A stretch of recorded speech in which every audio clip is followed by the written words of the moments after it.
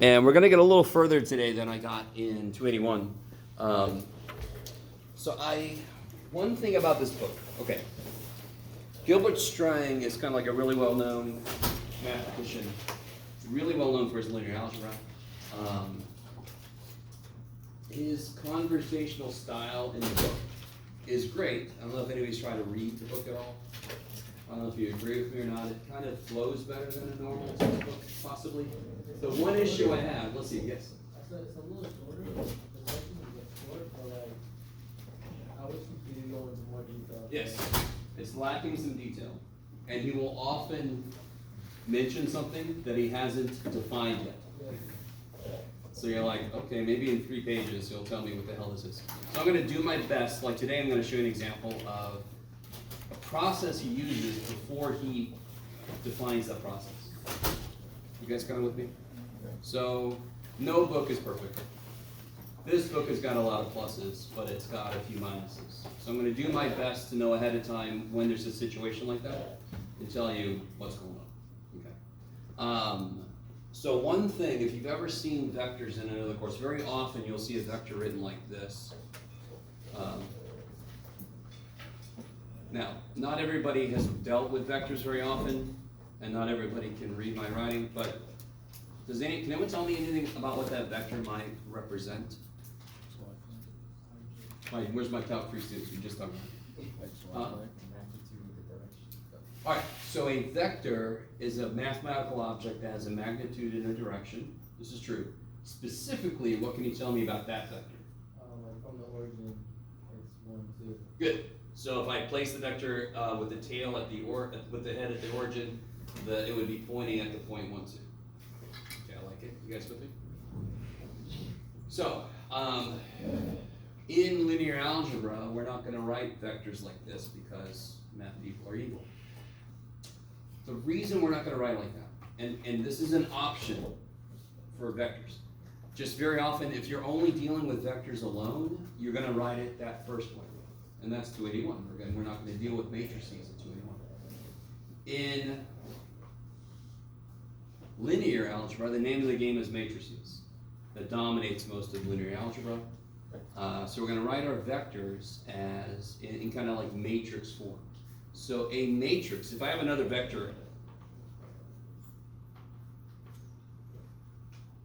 yes, so if I put W, the vector W, starting at the origin, what point would it point to? 5, -3, I like it. So it's different notation, same idea, right? I could collect those 2 vectors as columns in a matrix. And if you use this notation, it kind of like goes together better. You guys kind of with me? So it kind of sucks a bit for those of you who are taking both classes at once. I'm very sorry, but deal with it, yes. So, okay. How are we doing so far? So, I don't know how many of you, there's probably a few of you that have not worked with vectors very much. Is that possibly true? You don't have to tell me. Okay, I don't want to put you on the spot. So, for example, if I wanted to graph these 2 vectors, 1, 2 would literally just be a vector pointing at the point 1, 2, like this. So it's got a length, which we call the magnitude, and it's got a direction.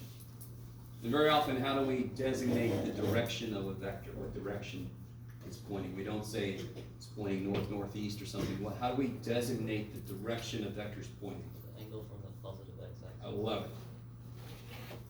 So it's got a length and a direction. And if I want to plot 5, -3, 5, -3, and the vector is just the line segment with an arrow on one side that's pointing at that point. Okay, nothing amazing. This class is not going to focus on, in 281 you focus a lot on the math of vectors directly, you focus on graphing them, plotting them, visually adding them, computationally and so forth, right? We're not going to be doing a lot of visualizing the vectors. Not a lot, a little bit. We're going to be a lot more on the computational side. So if I added the 2 vectors together, so we got those 2 vectors written down? Good. what would 2v minus, well, let's just say plus 3w, what would that be?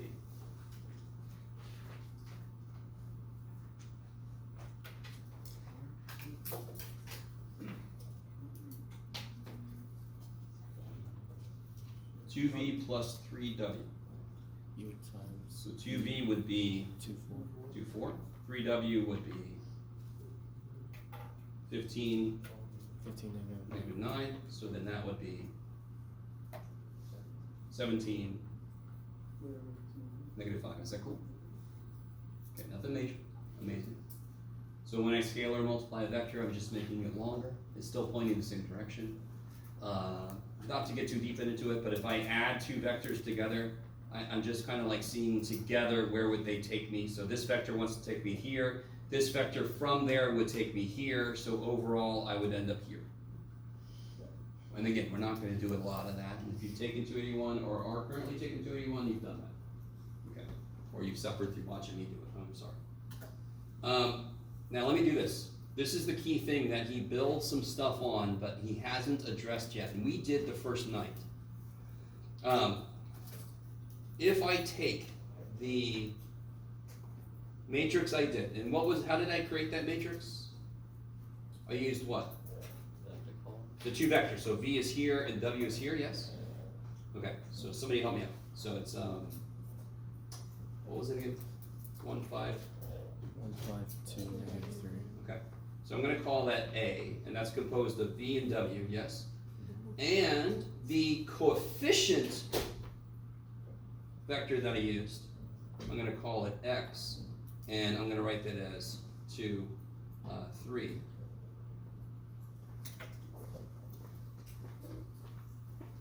Will this work for, yes, okay, yeah. All right, now, the first night I did talk about, and we haven't officially talked about it yet, the book hasn't gotten to it yet, but he's going to talk about a few things that relies on you knowing this. How do I multiply this? Column. Yeah, so we talked about it that first night.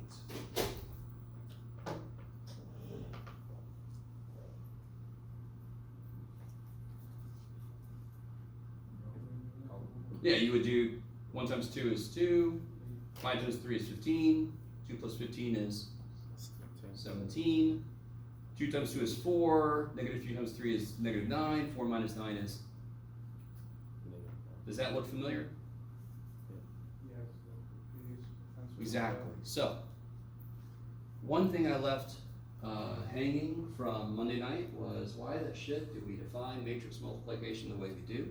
It's because it is the simplest way to represent what's called linear combinations of vectors. So, everybody remember, this is a vector here, right? This is one of my component vectors, and one of my vectors I had to begin with, and that was the other one.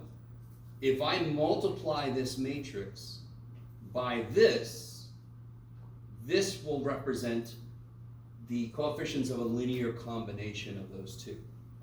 What the shit is linear combination? Linear combination is if I have vector V and vector W, any constant multiplier plus any constant multiplier of the other vector, that's a linear combination. Why is it linear? Because nothing is squared. Why is it a combination? Because I'm freaking putting them together. So, like math people, very creative with their naming. Okay. You guys with me? So, a huge part of linear algebra, one big piece of linear algebra is trying to answer this question. And by the way, are you all cool with AX is a matrix times a vector? Yes? And in 281, I'm very careful about the vector, putting the arrow over it. In here, we're going to go by context.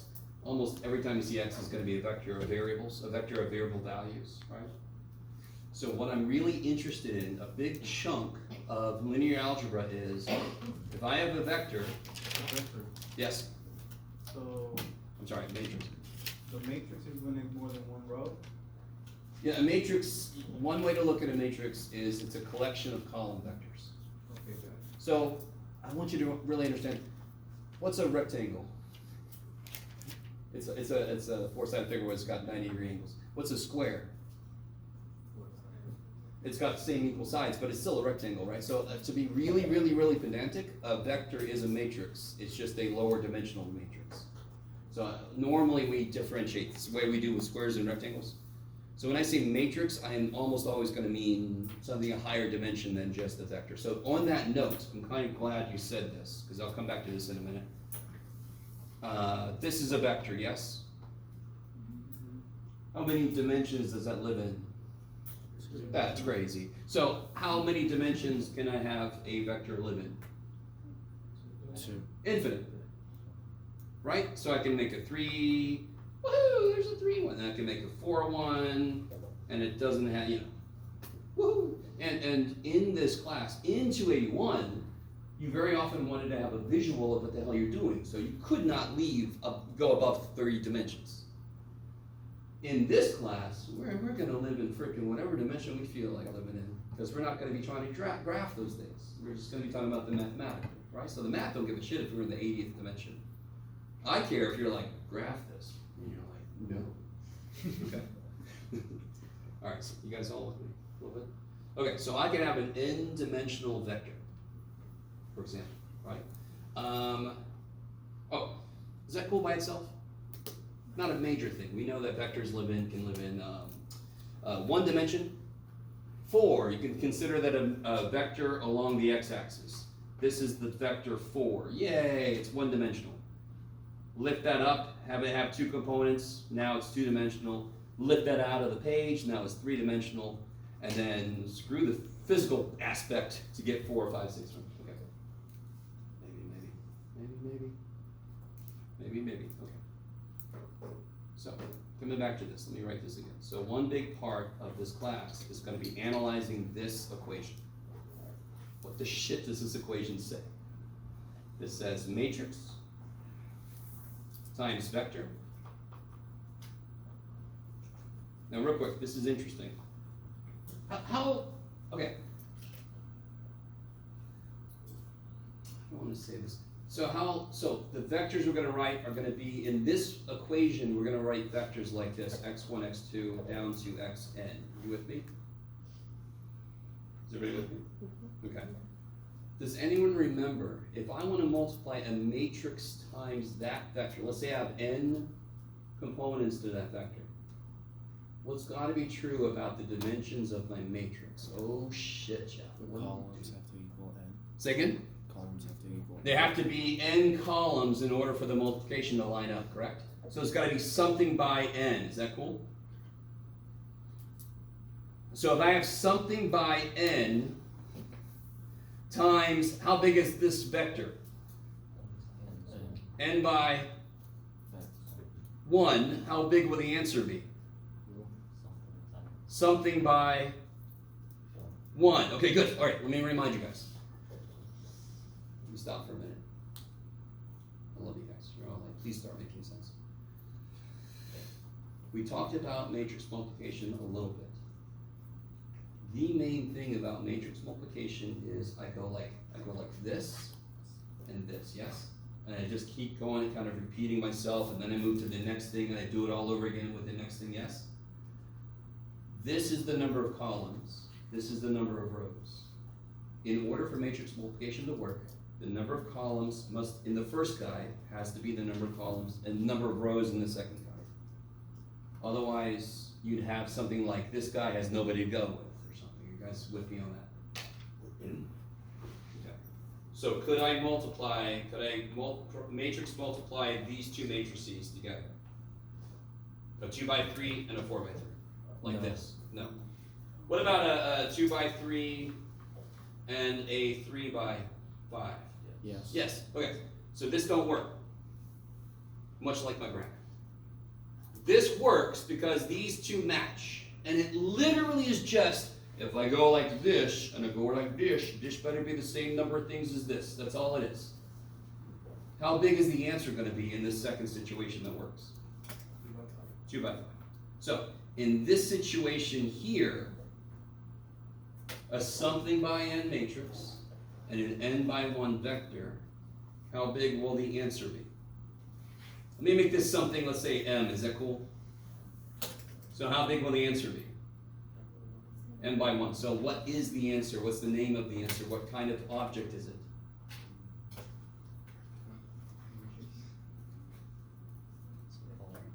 Vector. Why is it a vector? Because it's something by 1. Isn't a vector some number of rows by 1? There's only one column in it. Yes? Okay, let me stop. I love you guys. Let me stop. I'm getting way deeper than I thought it would, but not deep, but just saying more.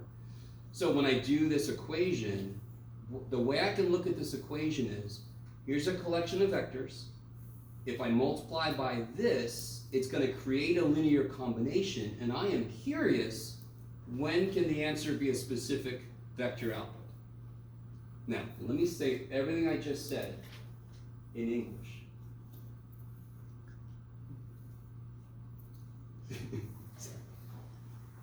Could you figure out, let me see, I think I made one. It doesn't matter, Jeff. Did I make one? I think I did. I did. I think I did. Yes, I did. Okay. Here. 2, 3, -1, 5, times, I'm not going to tell you, equals 7, 4.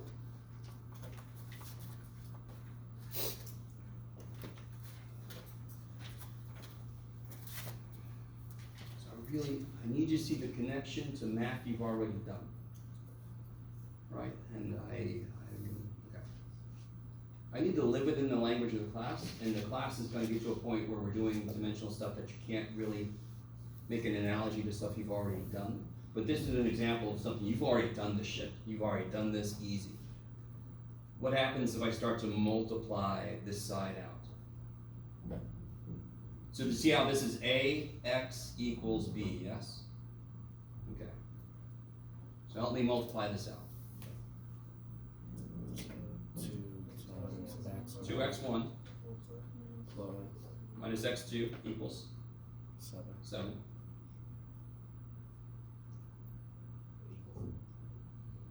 Yeah. Real quick, whatever the top part of the answer of this is, doesn't it have to equal 7? Isn't that what that says? Okay. And whatever the bottom part is, and what's the bottom part when I multiply this out? 3x1 plus 5x plus 5x2 equals 4. 4. So, on one level, the problems we're going to work with, a decent amount of them will relate to this, which is just systems of equations, yes? And you all, and those of you who have done matrices in pre-calculus, that's where you first learned matrices, was another way to solve these crazy ass systems of equations, yes? We're going to be doing stuff on a little bit higher level than that, but I want you to see the connection right now, right? How would I solve that? And actually, let me say this instead. Solve that. I'll wait.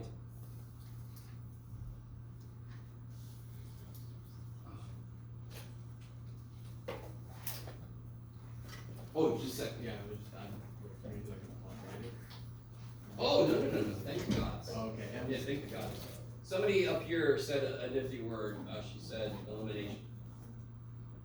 And I think she was talking about this. She could have been talking about world domination plans. I don't know. But elimination also applies to, is a potential way to do this.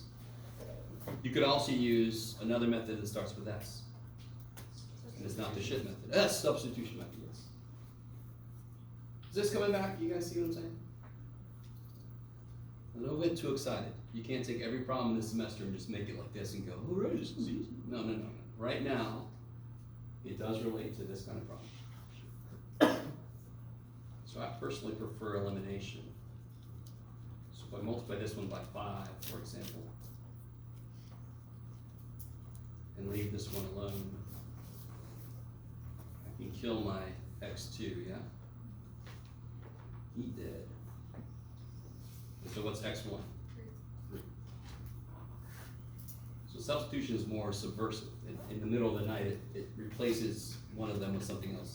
It's like Invasion of the Spies section. This one is very direct, just, you die, you're dead now. Now I know that, and of course I just plug it in whichever one I want to.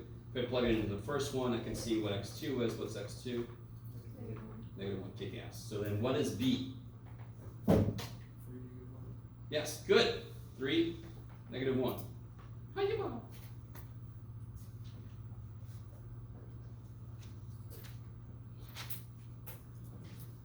Now, this should not be the fascinating part. This should be the more boring stuff. But it's nice that the little bit of linear we've done so far directly relates to this. Yes? Which makes sense, because linear is all about matrices, and this is one of the most basic uses of matrices. If I own, I'm sorry, somebody got what they want from that? If I, God, I talk forever. What was the 2, negative 1, 3, 5, x1, x2? This by itself, ax, is all the linear combinations of those column vectors. If I have this vector, this column vector 2, 3, no Jeff, it's not a fraction 2. And that would be like x1 times 2, 3 plus x2 times negative 1, 5. So it is the linear combination of all the column vectors. So let me throw, well, let's see. Let me come back to where string is now. Okay. Good. Blah, blah, blah, blah, blah. Why? Yeah, let me go a different direction than what I was about to. How can you tell ahead of time if a simple thing like this, a 2 by 2 matrix, is going to have an answer without doing any work, right? It's not fair to do the work and go, well, that didn't have an answer. So for example, if I had this,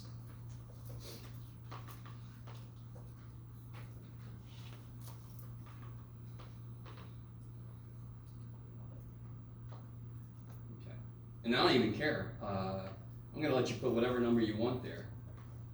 There's only one number that'll work. Can you guys see what the issue might be? Yeah, one column vector is dependent on the other one, correct? So if I call this one U and I call this one V, what's the relationship between V and U? 3, Yeah, V is 3U. Okay. That's not good. And this is what we call linearly dependent. Does that phrase sound familiar? I heard an audible groan. I love that. Ooh. Might have been something else. I don't know. It could have been this. All linearly, the really great thing, I've only got 2 vectors, correct? If you only have 2 vectors, that kicks so much ass. Because they're only linearly dependent if one is a multiple of the other one. Okay, so let me give you a slightly harder example.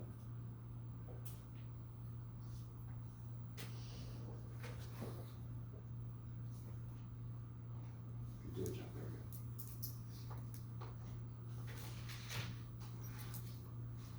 go. Now you can maybe see as my gears turn that I'm doing something. Okay.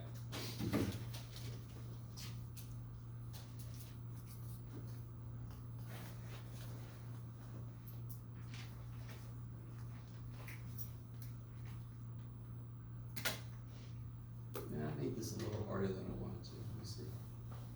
Let me see. Erase that last column. Kind of giving the game away a little bit. It'll be okay. There.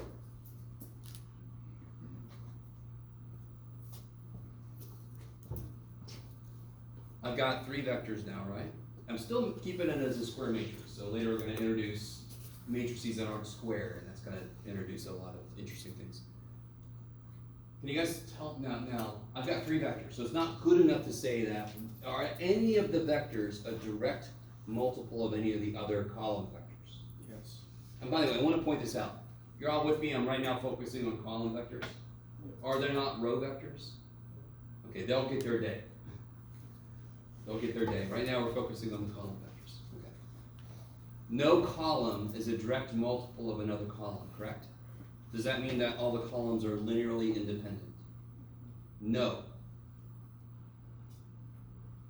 So if I have only 2 vectors, the only way they could be dependent is if one is a multiple of the other one, because it's the only way you can combine the other ones to make the other one, because there's only two of them. So is there a way I can combine two vectors to get the third vector? Now I can't add the first two and get the last one, for example. That doesn't work. But could I add, I don't know, did somebody see it? Did you see it? Times the first one. Yeah, so if I call this U, V, W, because I'm very creative, 2U plus Plus B. V equals W. So, in order to be linearly independent, no vector could be a multiple of another one, and no vector could be a linear combination of the other one. So actually, the second thing I said is the general way to say it. You guys with me? Why is linear independence important? Because when I gave you this, you guys kind of inherently understood that that was not going to have just one answer. How many answers would that have? Infinite number, because when I have two things I don't know, how many distinct pieces of information do I need mathematically to figure it out? Two. Did I give us two distinct pieces of information? No, so I suck. So the main problem with both of those equations would be there's too many freaking things I don't know, and I didn't give you more than one piece of information. So yes. So if something's linear dependent, and you just don't see the pattern and you think it's linear independent, is there a way to check that? Yes, so a big thing we're gonna do this semester is develop methods that we can do some work to see, because what I wanted to show you, if it's only two vectors, that's easy. You just have to see if one's a multiple. This could get unbelievably difficult, because I could have done -5 times column 1, plus 17 times column 2, you know, right? And then what if I had 4 vectors in there? Well, screw you, Jeff, right? So there's gotta be a standard kind of way we can tell not just if the vectors are independent, but how many and which ones are independent. You guys kind of with me? That is important.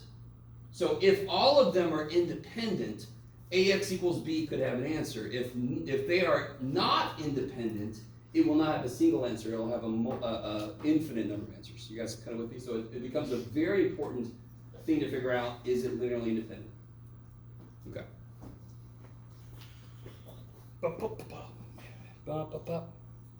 Sorry, now I've let's see, I just kind of riffed and now I'm not sure where I am. Let's see, blah, blah, blah.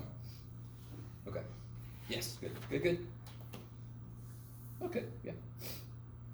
So, let me kind of introduce a couple of ideas early. Let me ask you this. This is what I wanted to ask you.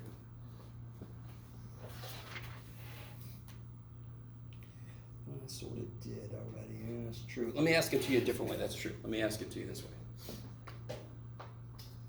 If you took, what were the two vectors we had in the first problem? It was 1, 2. Thank you. And do you remember we basically did the work? We know that those were, well, we can tell pretty easily. 1, 2, 5, -3? Yeah. Okay. Yes, sir. For the other one, the T plus V equals W, are those, is that linear independent or not? So clarify. Do it again, I'm sorry. For the last equation, the. Oh, this one? Yeah. This one. No. No, I'm sorry. The one with 3 up here. Yeah.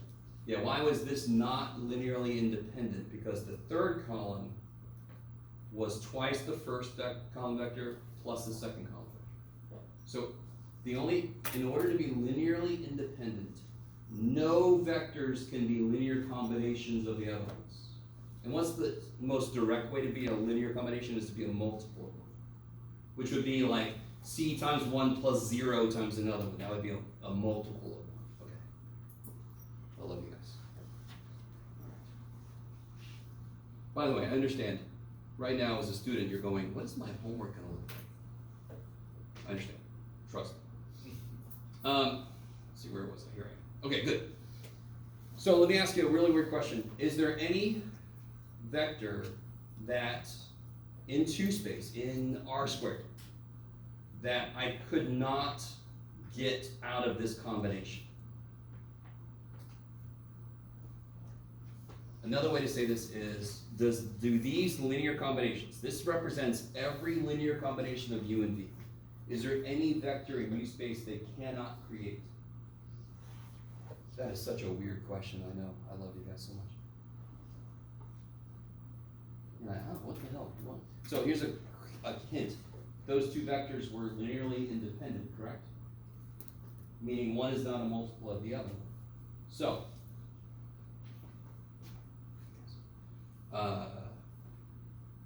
what would CU be? Let's actually do the work here.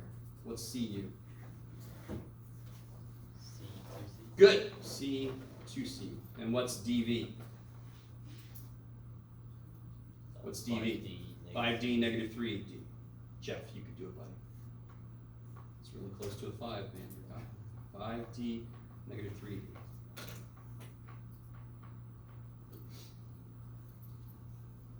You're at Math 284. You can do this. I want you to set that up and solve for C and D.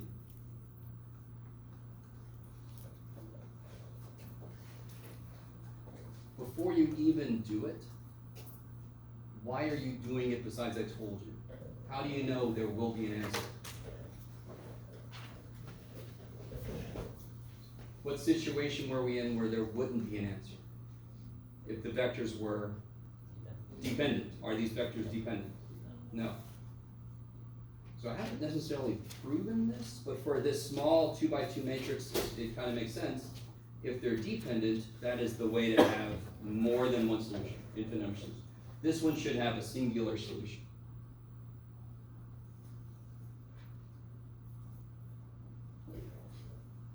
So I have C plus 5D equals X, 2C minus 3D equals Y, yes? And then the quick way to do this, to be honest, is, well, again, you could use elimination, you could use substitution. You try to solve for C and D, yes? So you're basically doing exactly what we just did a minute ago, you're just doing it with more letters. Do you guys see it's possible to do so?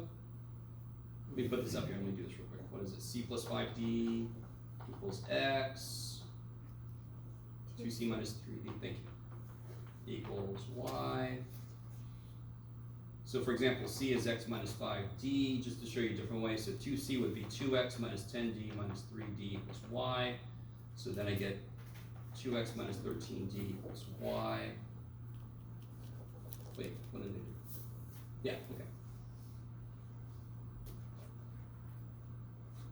Yeah, okay. So D is 2X minus Y over 13. Is that cool? You guys with me? If I knew what X and Y were, would this be a number?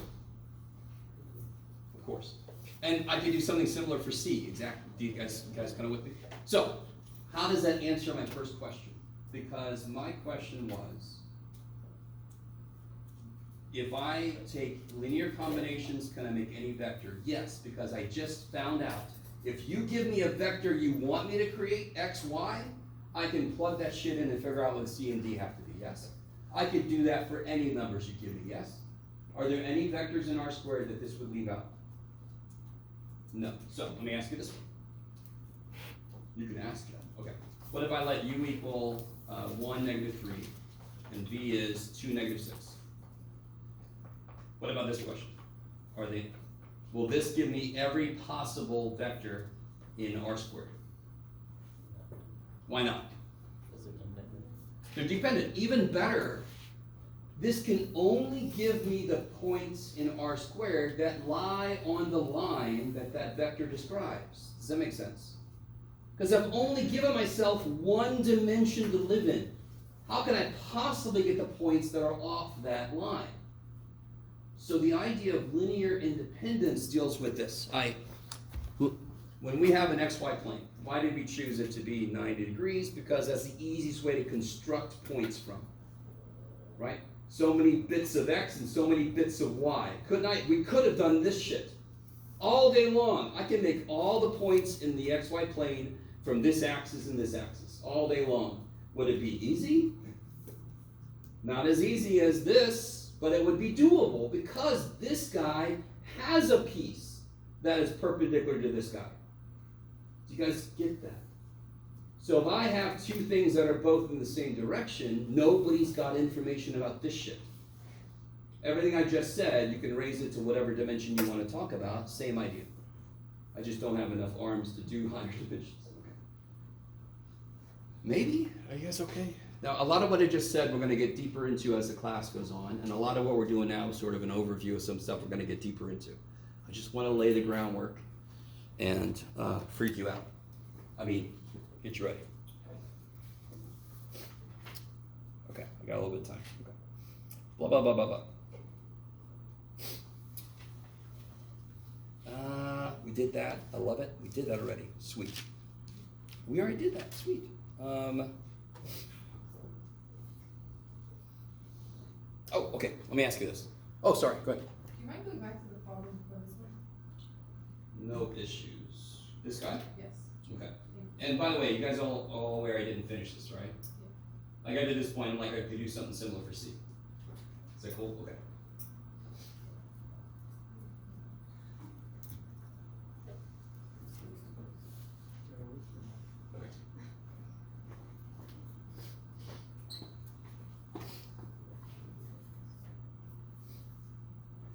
So what about if I step up a dimension? Yeah, let me use the same ones. Might as well. Yeah. So what if I had these column vectors?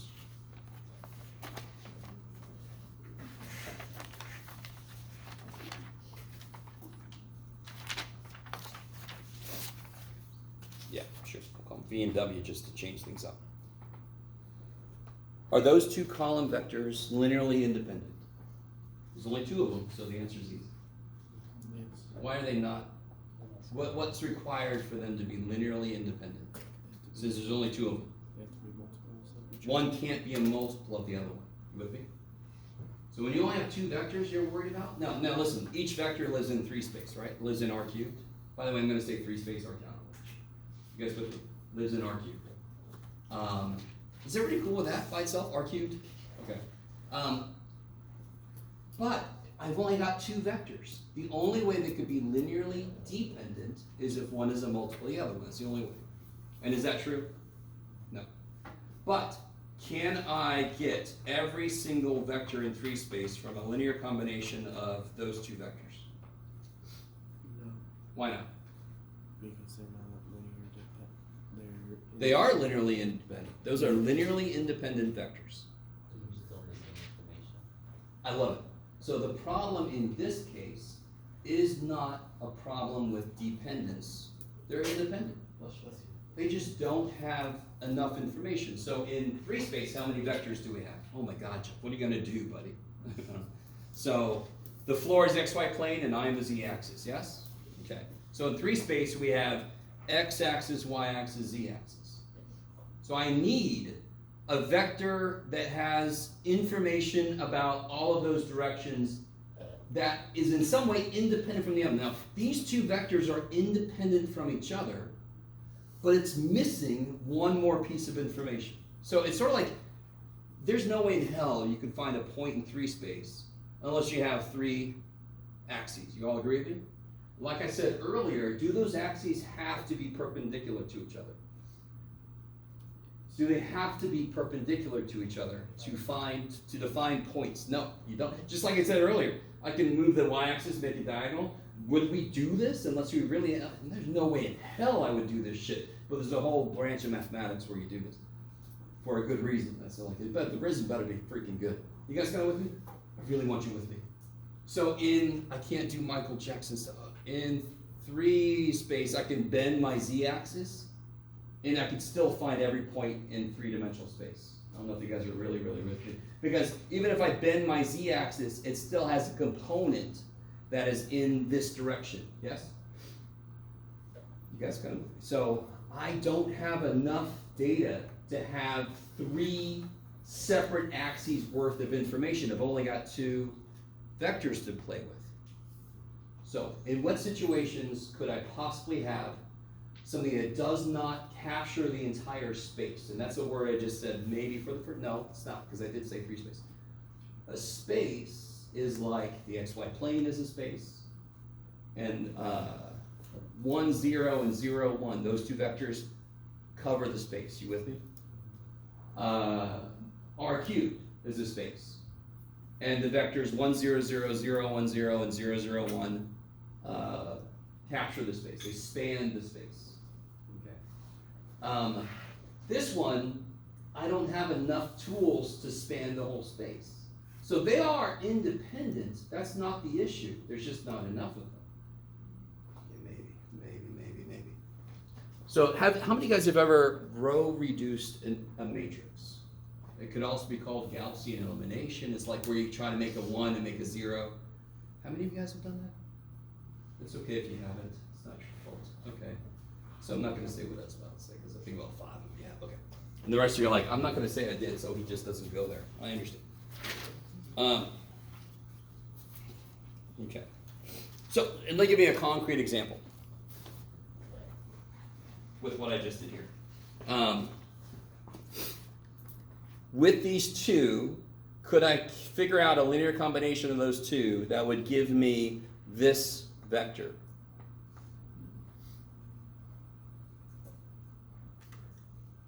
Now, just from what I said, just there, does anyone feel comfortable to even start to work that problem out?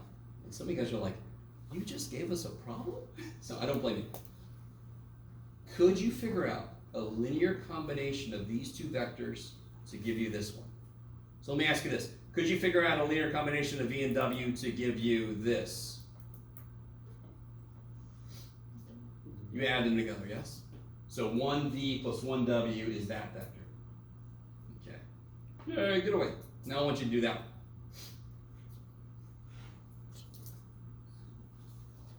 Don't try to do it by observation. It's a little more complicated.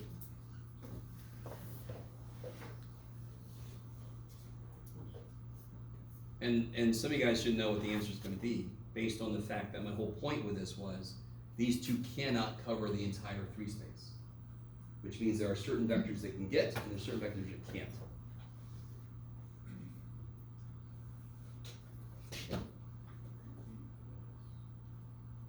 So if you're not sure what to do, I don't blame you that much, but when I say a linear combination of vectors, you just need to pick two parameters, two variables. And C and D is about that. So I want a multiple of one plus a multiple of the other one. Jeff, write the actual thing. All right, Jeff. Jeff, pick the thing. And I want that to make 4, 3, 1. Now, if you remember anything about systems of equations, and I know you guys are doing before, it's been like a hot minute since you took pre-calc or whatever. If I say overdetermined, is that? I've got 3 equations with 2 unknowns here, yes?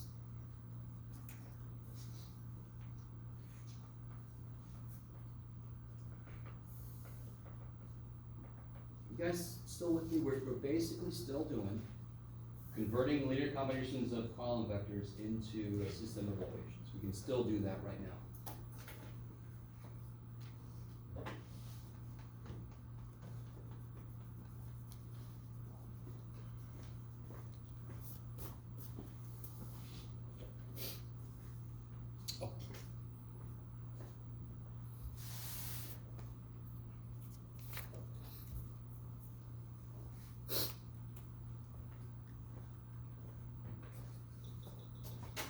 Is anyone running into an issue? Can anyone tell me the first step they did? Yes? I think the top first one is the last one. The C's cancel out. So you did 1 plus 3, and so you got 3D equals 5? Yes? Okay. 5 over 3. Good. So D is 5/3.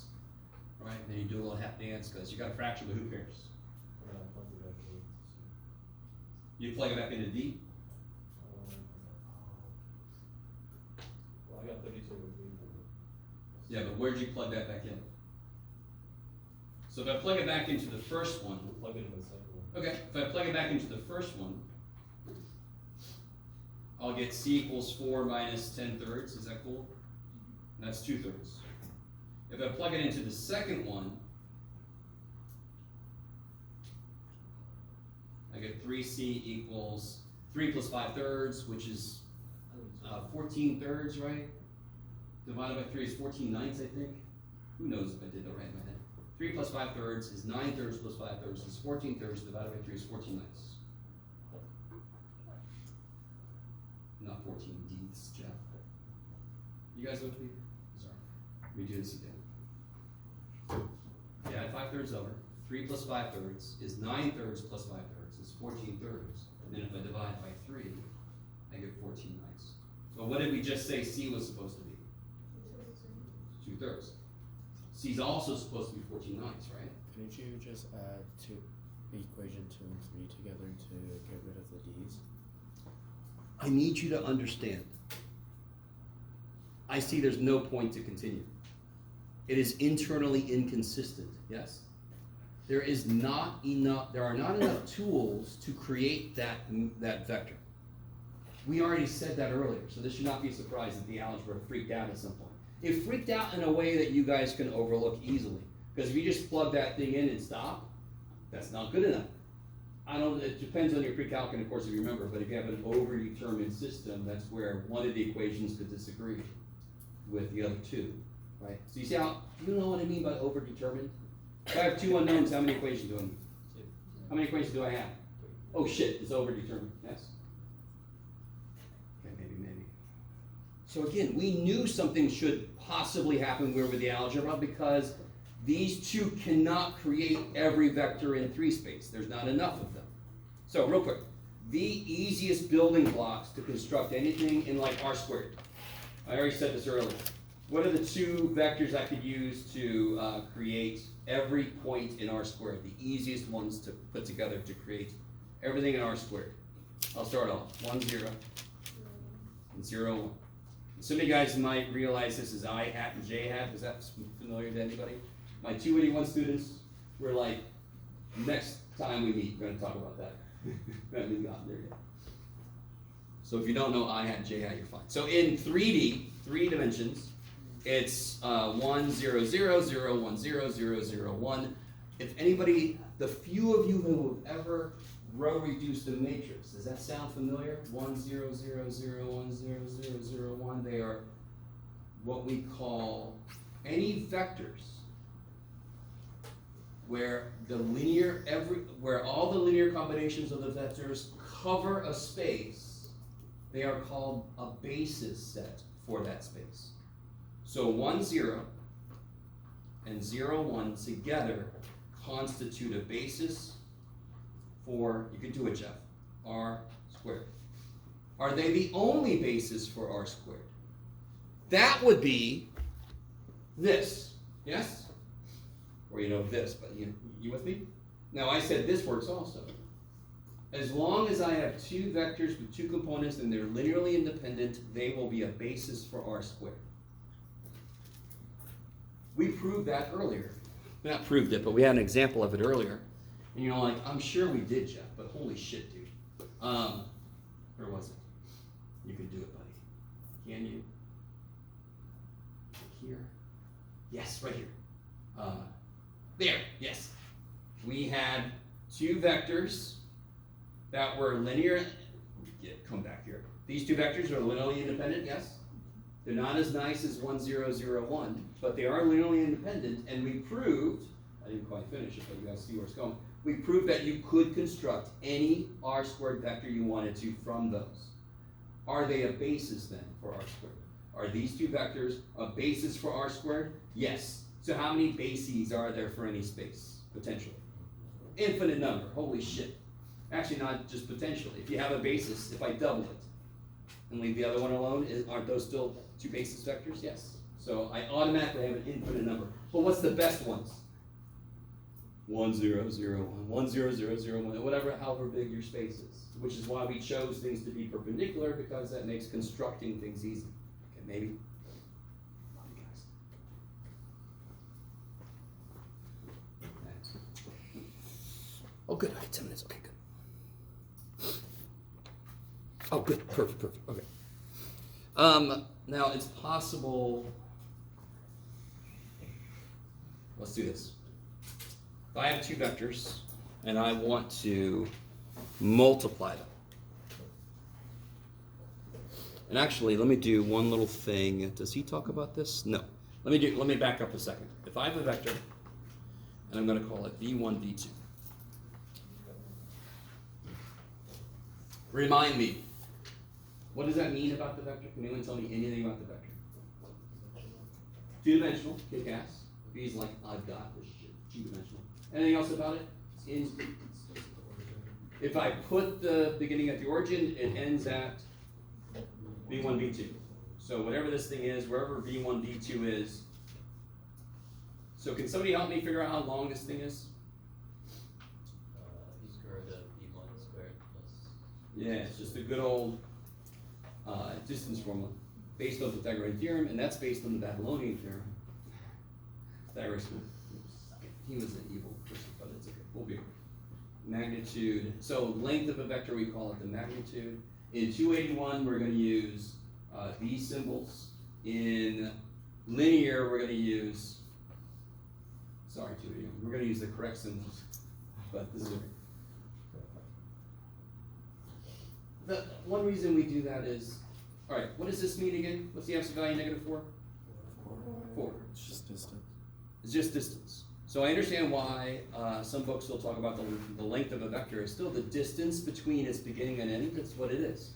And absolute value is all about distance. Just if it's in one dimension, it's easy. The minute I'm in two dimensions, it sucks. I have to use old Greek dude or old Babylonian dude, yes? When I have a vector written in component form like this becomes easy. I think somebody just said it. It's just the square root of v1 squared plus v2 squared. Okay, good. All right. That's one level of stuff. Oh yeah. I gotta remember what to fill in here. Okay, good. Yeah, let me do this way. Do it whatever way you want to, Jeff. Okay. Does he even? No, not yet. Okay, so I won't do it that way. So we have two definitions for multiplying vectors and matrices. We have what's called the dot product, and we have what's called curl. Has anybody ever heard of either of those? The cross product. I'm sorry. My brain went to what it's used for, the cross product. So we have a dot product and a cross product. Later today, we'll talk about the curl with a gradient below. So the dot product, this is crazy. We use a dot. So like in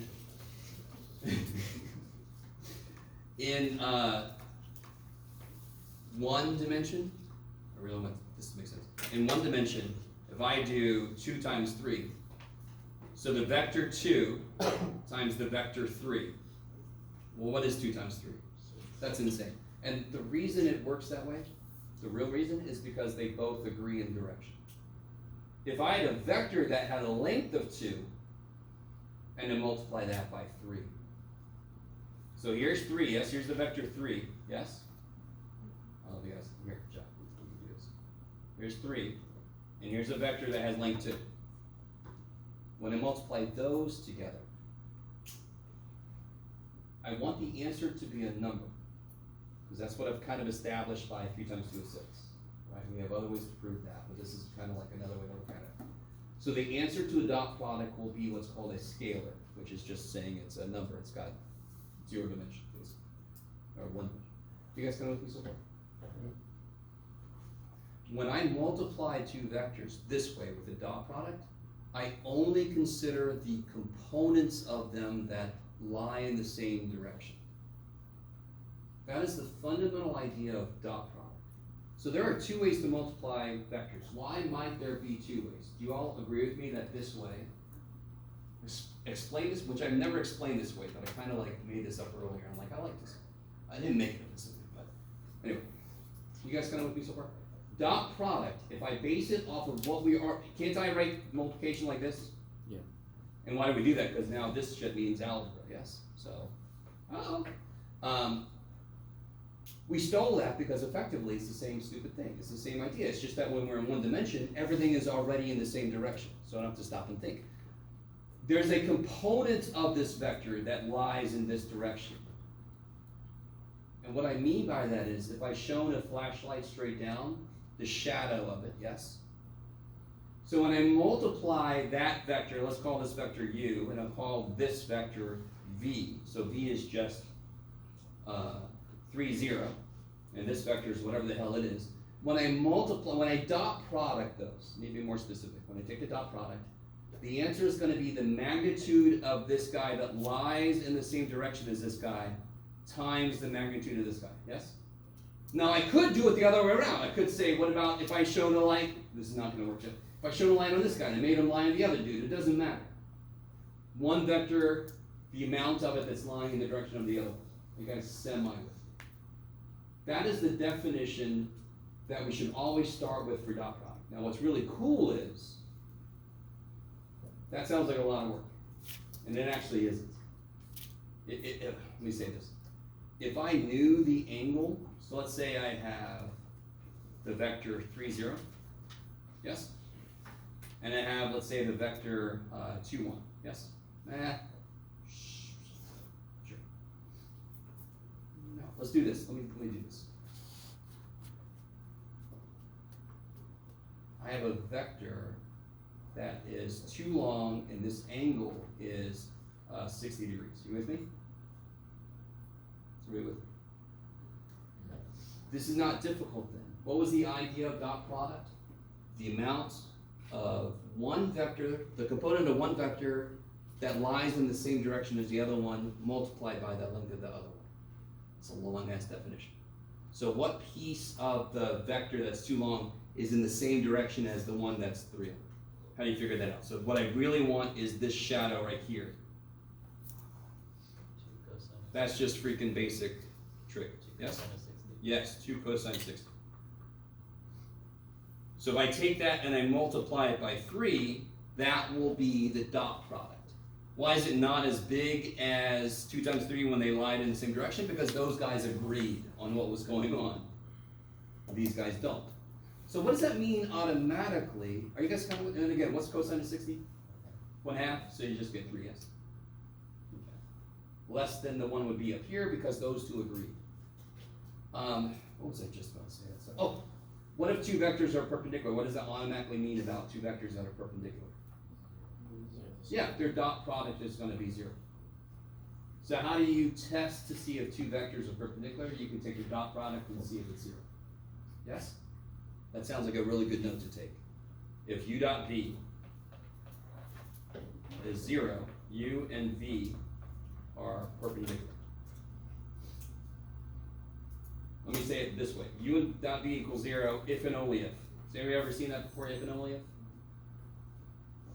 So it works both ways. If u dot v is 0, then they're perpendicular. If they're perpendicular, then u dot v equals 0. It works both ways. That's what that means. It's like an uber if. Okay. Times oops. So let me. You guys all with me? Look, guys. My phone is probably dead, by the way. Is it dead? No. He's still going? I Look at him saw go. it say 5%. Is it recording? It is recording. Holy shit. Okay. It's got 5%. I saw something like that. Yes. I'm not sure for the cosine, it's 2 cosine 63. I'm sorry, yeah. 2 cosine 60 is the length of this guy. And 3, of course, is the length of this guy. So dot product fundamentally is I only multiply the components of the vectors that lie in the same direction. Now, I'm going to prove this later, but u dot v, if I say u is, we'll do in 3 space. If u is this and v is a different letter, Jeff, is this, oh boy, then u dot v is u1 v1 plus u2 v2 plus u3 v3. Now, in one sense, this should make some sense because why is there no u1 times v2 piece? Because u1 and v2 are perpendicular to each other, right? One is on the x and the other one's on the y. You guys kind of, it's not perfect. It's not a proof by any stretch, but it kind of makes sense. There's no there's no cross products in the dot product because cross product is the whole other thing. So in a sense, the dot product is one way to look at it, And what it's missing is the cross products, U1, V2, U3, V1, you guys see what I'm saying? And all of those pieces go into what the cross product is. So that's why together they make a complete picture, right? Maybe. So that is the definition of dot product, the computational definition, and we can use this to figure out the angle between any two vectors, and that's what we're gonna get into next time. For now, go ahead and pack up. We're not done yet. We're gonna go on a little tiny field trip.